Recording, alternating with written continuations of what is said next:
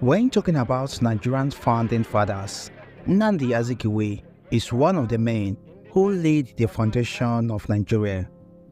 He is widely regarded as the father of Nigerian nationalism, as well as one of the major driving forces behind the country's independence in 1960. He was born in the north and raised in the east and west. He was privileged at a young age to experience different Nigerian cultures. Azikiwe schooled in Nigeria before moving to the United States to further his education. While in the US, he was exposed to global ideas which inspired him to push for Nigerian self-determination and independence from the British colonial rule. After his studies abroad, he became a journalist, a profession he used to advocate for Nigerian and African independence. His newspaper, The West African Pilot, became the voice of the anti-colonial struggle, promoting Nigerian nationalism and Pan-African unity. In 1944, Azikiwe co-founded the National Council of Nigerian and Cameroons, NCNC, which became one of Nigeria's strongest nationalist parties. Through the NCNC, Azikiwe worked to rally Nigerians across different ethnic and religious backgrounds, promoting a unified front against colonial rule. He and other nationalists like Herbert Macaulay, Obafemi Awolowo, and Ahmadu Bello engaged in political negotiations and pressure campaigns against the British.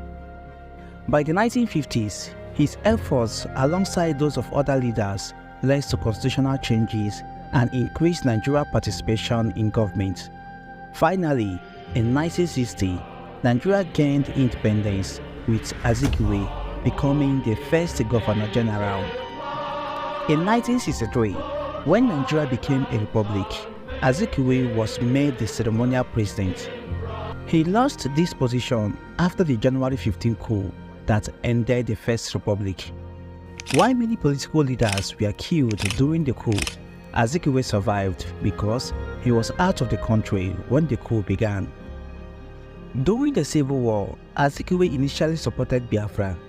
He used his political influence to campaign for Biafra's international recognition. He was the person who wrote the Biafra national anthem.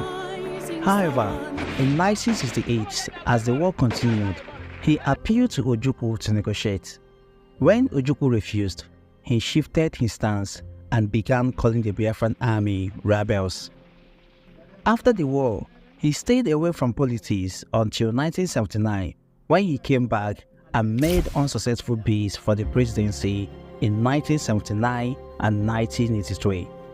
He left politics permanently after the 1983 military coup led by Muhammadu Buhari.